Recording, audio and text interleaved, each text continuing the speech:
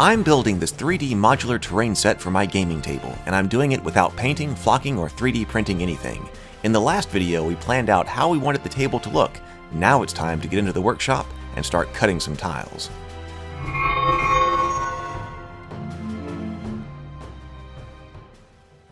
So I went outside and I used this Super 77 adhesive right here. And by the way, let me just say that having the spray adhesive here was a major time saver. It's definitely a bit expensive, but you can go outside, spray. It doesn't have a lot of water in it, so you don't have to worry about your tiles warping, and it dries very quickly, so you can almost instantly start cutting. Using this kind of spray adhesive was a major factor in getting this done in a single day. If you have to use regular white glue, there's going to be a lot of water in the glue, so you might have to deal with warping, but you're definitely going to have to deal with drying time, and leaving tiles with weights on them so they dry flat. So if you really are trying to get this done in basically a single day like I am, you may want to get some spray adhesive like this.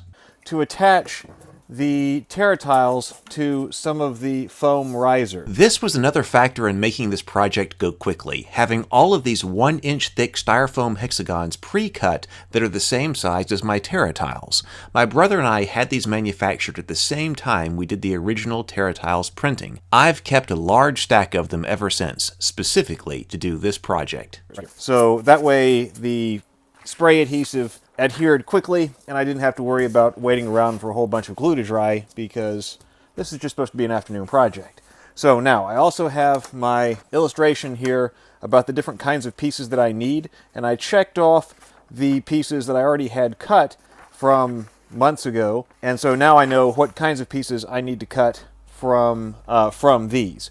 So, I think that the easiest way to do this is just using the scroll saw.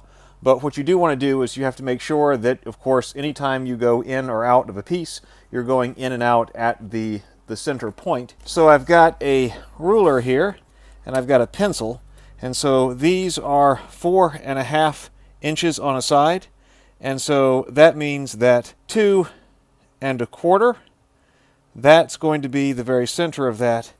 So just make a light mark with a pencil, because that's my target. And in this case, this is going to be a straight piece, and so I need to mark my target over here on this side. So, right there, 2 1/4. So as long as I come into this piece there and leave there, this will create a straight piece. So, we're going in here, we're going out that side. So, I'm just going to use the scroll saw. Alright, there we go. 2 pieces. Those are straight pieces, so I'm going to mark them over here on my plan. So that would be a straight piece right there. Got it? And that would be a straight piece right there. So I need at least 2 more straights. So let's repeat that process on this one. All right, 2 more straight pieces. I know I need at least 1 more straight, so that means I'll have to use 1 more tile. So here, there, and there. All right. So that's a straight piece right there. So let's do 1 more.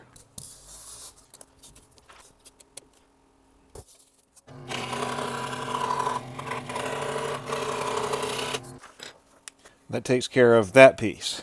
Oh, you know what? That's another straight right there. So I did need 2. So there we go. This piece and that piece right there are mirrors of each other. So I need a piece that is what I call the gentle curve. So it needs to come from here over here to this side. So this is not a straight piece.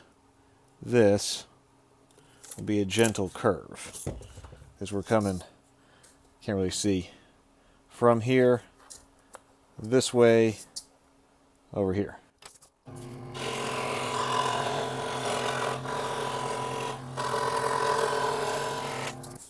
All right, there we go.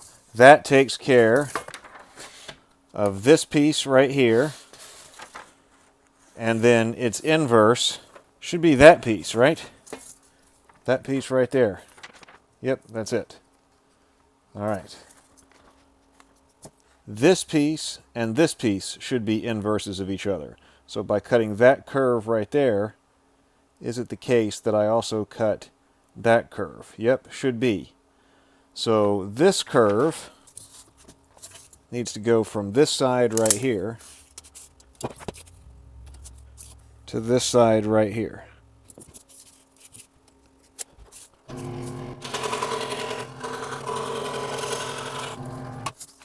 Okay, so did we get that right? I got this piece right here, which is that piece, this piece right here, which is that piece right there. Got it? And then this piece right there, yep, is that piece right there. Got it. Okay, now I haven't designed this part right up here yet.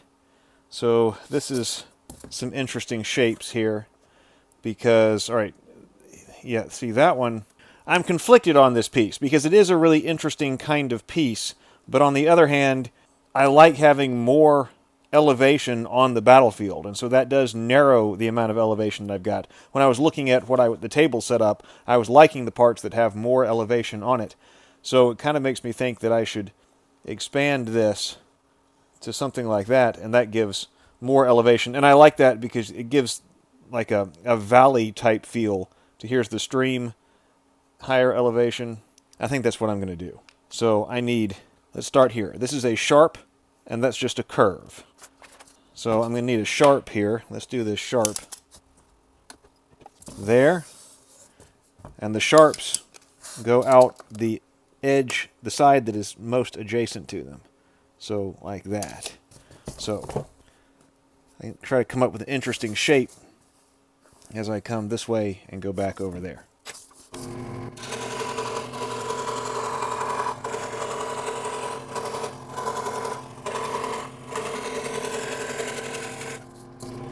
All right, sharp curve. Now I need just my standard curve, which comes from this side right here over to this side right here. So yeah, here, here to over there.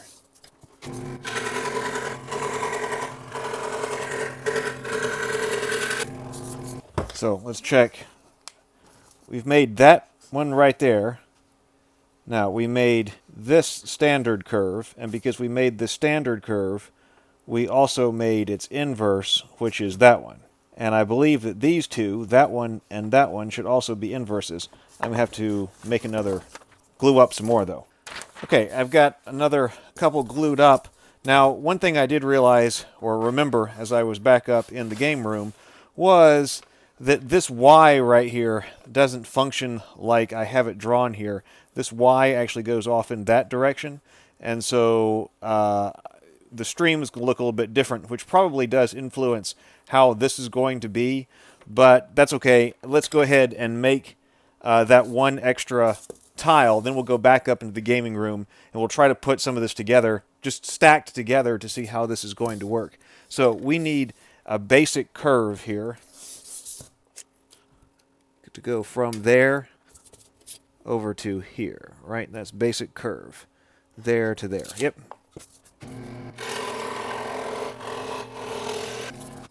All right, that's that, and that's that. Oh, I do have these two over here.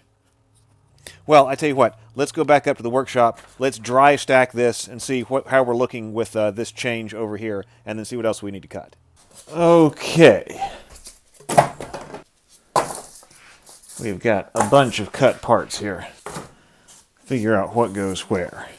Over here, we need a straight piece there. Okay, it turns here. Yep. Piece right there with an inverted curve. A back curve like this is what's going to need to go right there. Then here, we're going to have that. And then actually, I'm running out of a little bit of room on the table. I have to slide it back. But then a straight piece is what closes that off right there. Okay, so that's layer one. We need a layer two, though. Here, we have the inverse curve. And then this is an interesting piece because it's got both on them. See, that won't work. Might have to cut a piece specifically for that because I wasn't thinking about that. Well, it could be this. Oh, look, that fits.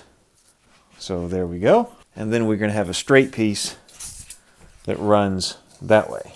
I think that's looking good.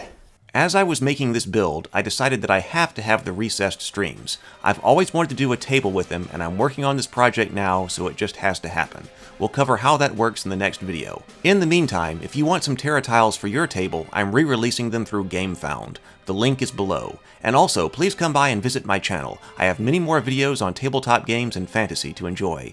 So see you in the next video.